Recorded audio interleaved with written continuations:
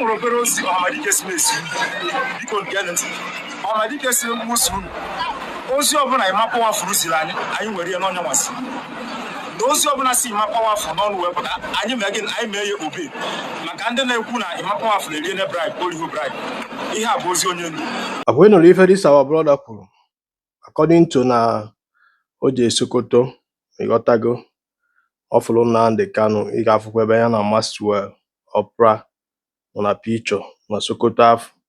So kedu ife ọ na-akọwa na Ọhamadike bụ Maazị Nnamdi Kanu gwara ya wee sị nya gwa anyị na ozi ọbụla anyị ma pawafụl ziri anyị mara na onye bụ Nnamdi Kanu ziri ya bụ ozi.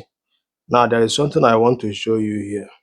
Now if you na afuketa na video market will press release in the IPOB and the Kedififa na-akọwa ha na-akọwa that na ha issue anything concerning sit at home or locking down Biafra land, and henceforth na any statement or any press release ọbụla ga na-abịazi direct from them or DOS.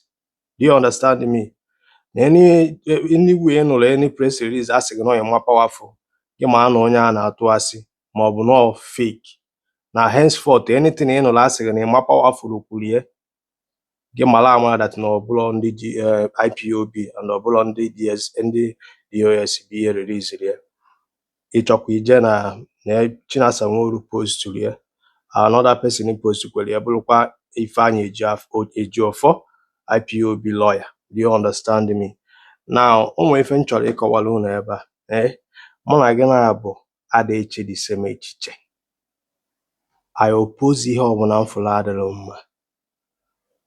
Do you understand what I'm saying?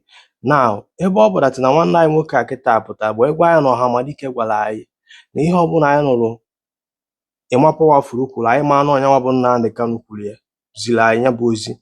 Mana ndị DOS na ndị IPOB nke Nnamdi Kanu bụ their leader na-agwa today now that anything ịnụrụ from them gị ma that ife afọ esilo from them and na-asị anyị disregard ya and ihe onye ọbụla na-ekwu maka sit at home na 2nd February na ife afọ agbasara ọfa na ọbụla ọfa nwakwurie.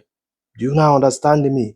Ịmana mmiri video bịa na comment section na-akpọ m atụrụ Hausa, Fulani blood, agent of Fulani, Soludo don't pay you. Ife a ka ị na-akọ na achọrọ m ịmara etu afọ niile afọ ịkpọrọ m ijekwa na peji Chinasa Nworu kpọkwa ya the same afa, ije na nke Ifeanyi Ejiofor kpọkwa ya the same afa. Ịma na some of unu enwere uche, some of unu enwere uche, and ị na-apụta ekiri m nọ nke nwa bụ onye Igbo na ndị ọzọ na-oppose some certain thing na-ajụ ajụjụ abụrụ ndị Igbo, ndị a bụ ndị Fulani, because you don't make use of your brain.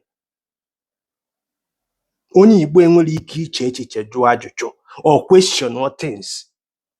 Ọ na ịnụkwa na o si from IPOB, then onye oppose onye ma onye afọ jụọ ajụjụ ịtagi onye a sabụ ntị ike ewu Awụsa.